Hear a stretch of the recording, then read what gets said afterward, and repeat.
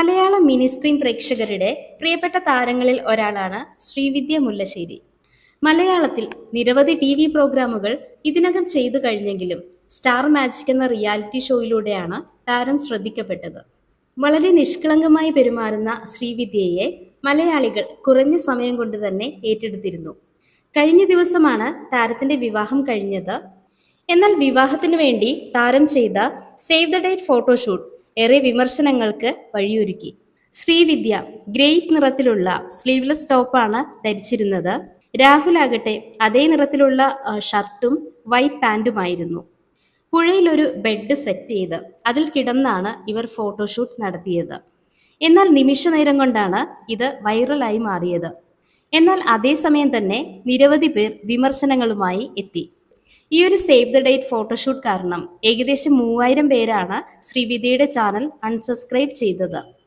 എന്നാൽ ഇതിനൊരു വിശദീകരണവുമായി ശ്രീവിദ്യ എത്തിയിരുന്നു.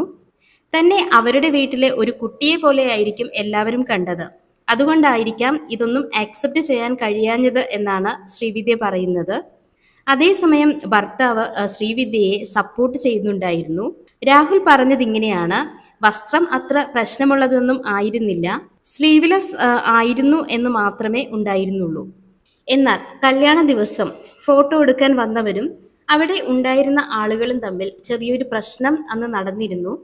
അന്നത്തെ ദിവസം ശ്രീവിദ്യക്ക് ഒരാൾ വളരെ പേഴ്സണലായിട്ട് തന്നെ മെസ്സേജ് അയച്ചിരുന്നു. സേവ് ദ ഡേറ്റിന്റെ പ്രാക്കാണ് കല്യാണത്തിന് കിട്ടിയതെന്ന്. എന്നാൽ അത് കേട്ട ശ്രീവിദ്യ വല്ലാതെ വിഷമത്തിലാവുകയും ചെയ്തിരുന്നു. ഇത് കണ്ട് രാഹുൽ പറഞ്ഞത് ഇങ്ങനെയാണ്: അവളെ ആളുകൾ അൺഫോളോ ചെയ്യുന്നത് ഞാൻ കണ്ടതാണ്. ആളുകളുടെ മൈൻഡ് സെറ്റ് ഒന്ന് ആലോചിച്ച് നോക്കൂ. ശ്രീവിദ്യ അങ്ങനെ ഒരു ഫോട്ടോഷൂട്ട് ചെയ്തു. അതുകൊണ്ട് ഇനി ഞാൻ ശ്രീവിദ്യയെ യൂട്യൂബിൽ ഫോളോ ചെയ്യുന്നില്ല എന്ന തീരുമാനത്തിലേക്ക് ആളുകൾ എത്തിയെന്നാണ് രാഹുൽ പറയുന്നത്. എന്നാൽ ഇതിനെയെല്ലാം വളരെ പോസിറ്റീവായിട്ടാണ് ശ്രീവിദ്യ എടുത്തത്.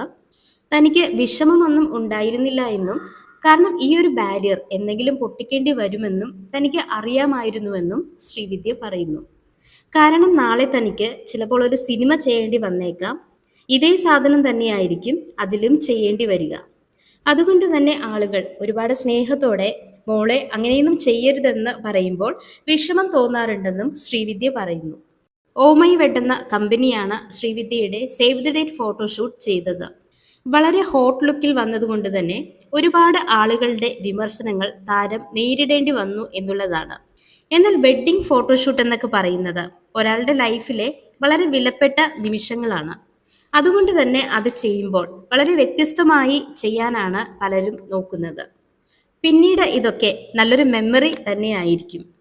അതേപോലെ തന്നെ ശ്രീവിദ്യ പറഞ്ഞതുപോലെ സിനിമയിലേക്ക് പോകുമ്പോൾ പലതരത്തിലുള്ള വേഷങ്ങൾ ഒരാൾക്ക് ചെയ്യേണ്ടി വരും.